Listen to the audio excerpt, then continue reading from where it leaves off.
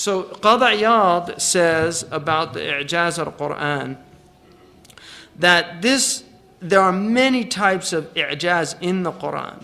And he says there are four major areas, but one thing is the husnu ta'lif والتئام كلمه وفصاحته ووجوه إيجازه. It's the way that it's put together, the syntactical structures of the actual sentences. One of the things Abu Bakr al-Baqallani did in his book called I'jaz al-Quran is he took the Jahili poets, the great masters of poetry, and he showed how all of the Jahili poets have bad lines. No Jahili poet that did not have what's called shi'r raqiq, just poorly constructed shi'r, poetry. But he challenged anyone to find a rhetorically weak verse in the Quran. In other words, a verse that could actually be articulated in a better way than it's articulated in the Quran with the Arabic language. That is something stunning. Now, because I'm an editor, and people that do editing, I often read things and I think, I would have said it differently, or, I'll edit while I'm reading things. Modern Arab writing is really hard for me to read because I've spent most of my life reading classical writers who have just such a mastery of the language that it's hard to imagine that you could improve on their language. So that's the thing about the highest level of editing gets to the point where you just can't improve on it. It would be hard to improve on it. But in any book that's ever been written, you will find things that can be improved on. It doesn't matter. Shakespeare, anybody. Shakespeare has doggerel in his plays. So Abu Bakr al-Baqallani shows that the Quran does not have any rhetorically weak language.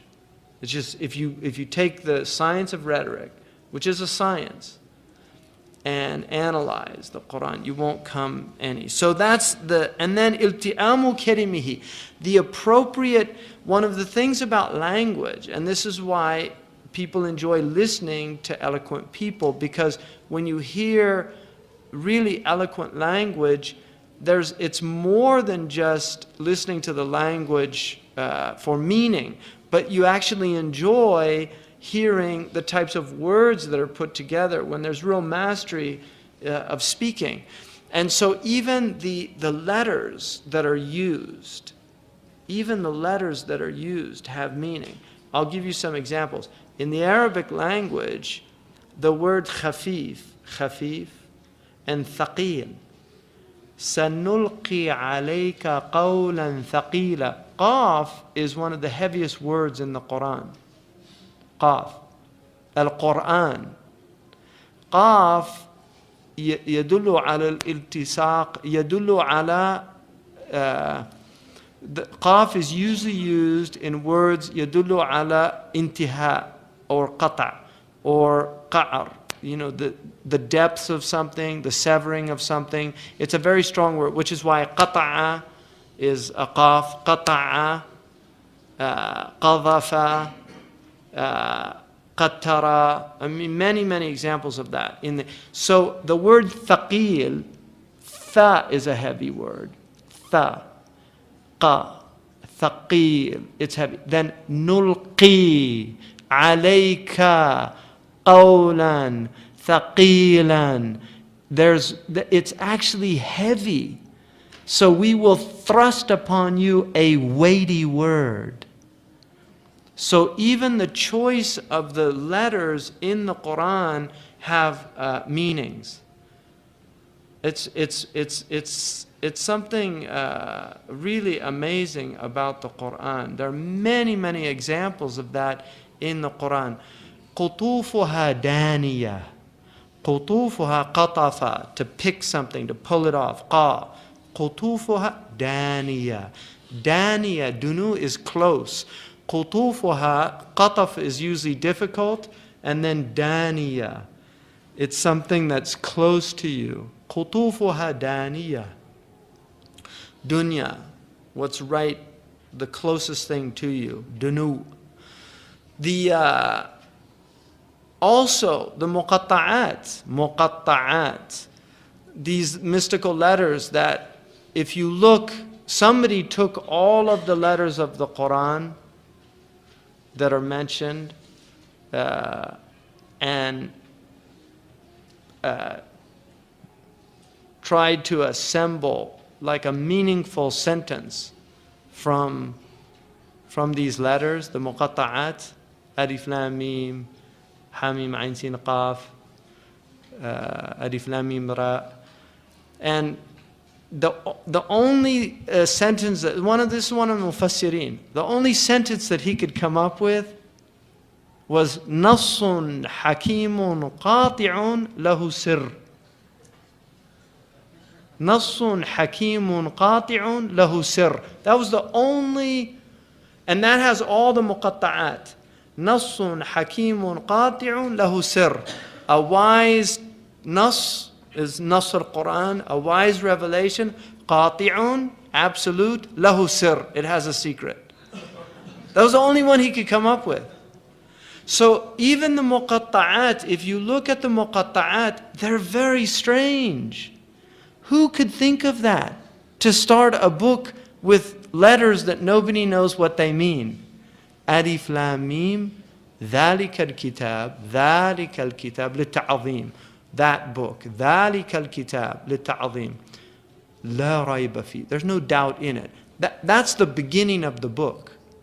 Alif lam mim, you don't know what this means. So the first thing is, if you're coming to this book with some preconceptions about this book, with your own intellect, which is going to determine what you accept and what you reject, you're not going to get anything. Hudal lil muttaqin. This is guidance for people that are already aware of some type of sense of duty towards their Lord.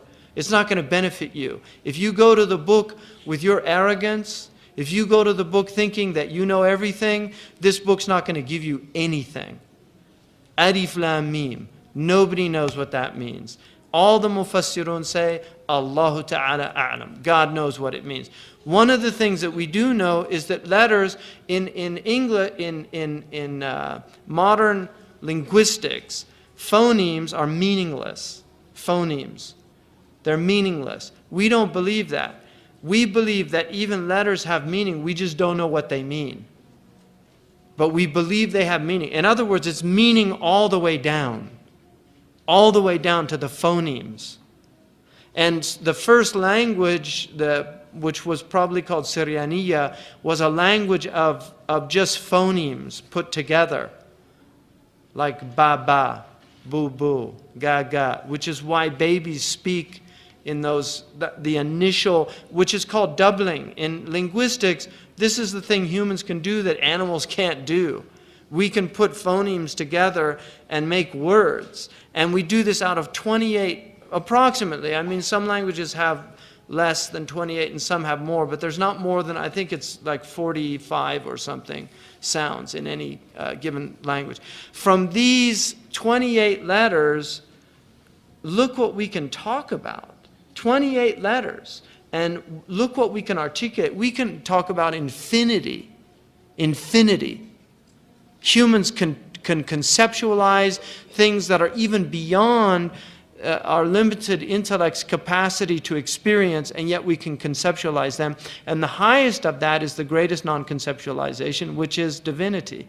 The fact that we can conceive of God, of that which is out of time and space, but is the creator of time and space, that has no form, that is pure consciousness, that has all knowledge, omniscient, omnivolent, omnipotent, that we can conceive of Allah subhanahu wa ta'ala is a miracle, and we conceive of God through language, because without language we have no thought.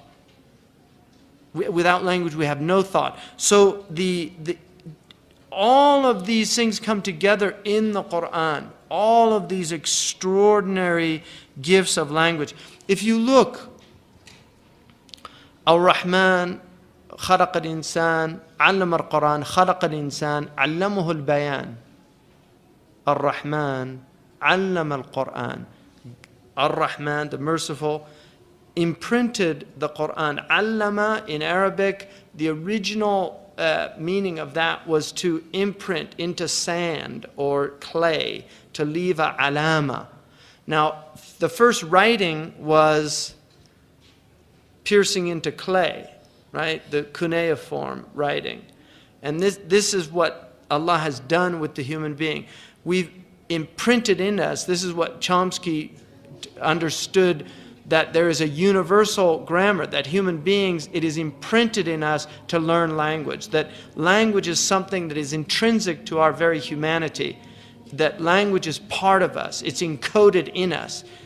And this is why wherever you grow up, you will learn the language of those people. If they're Chinese and you're from Brooklyn and you're raised in a Chinese family, you're going to speak Chinese. If you're a Chinese person and they raise you in Brooklyn, you're going to end up having a horrible American accent. No, I'm sorry. All the Brooklynese people, apologies.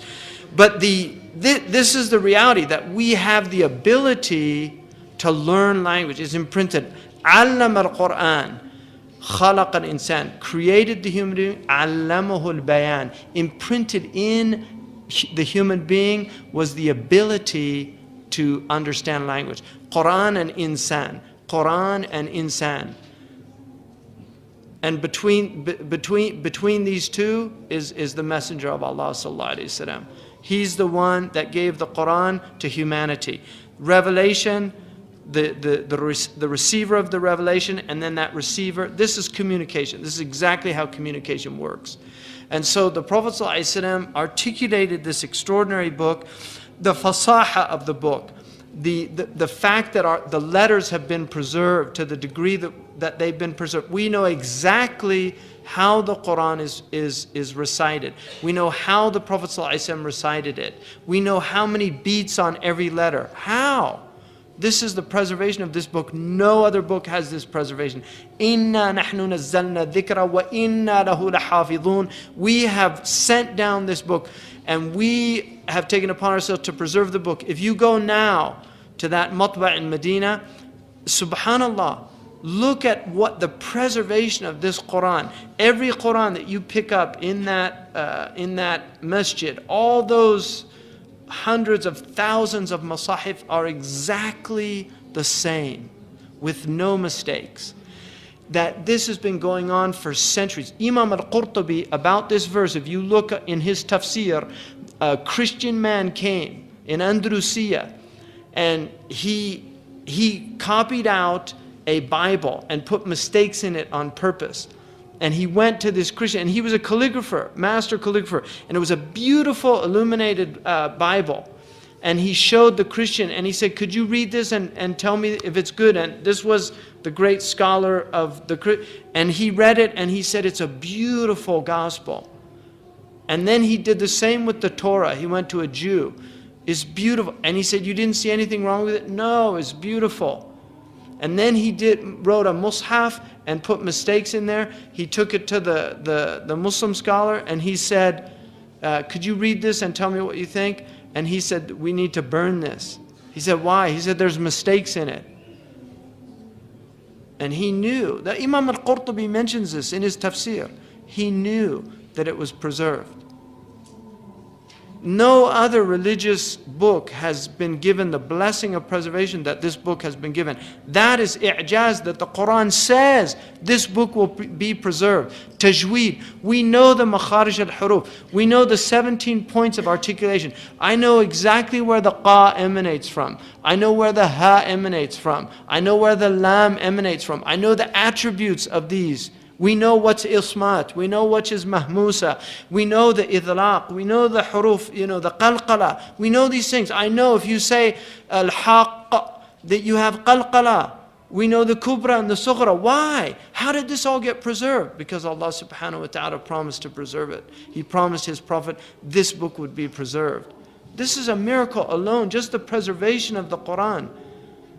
And Muslims have really, unfortunately, a lot of them, they just don't understand the incredible gift this community has been given in the having a unified book, and the preservation that the book has been given. So محمد سيد الكونين والثقلين والفريقين من عرب ومن عجم.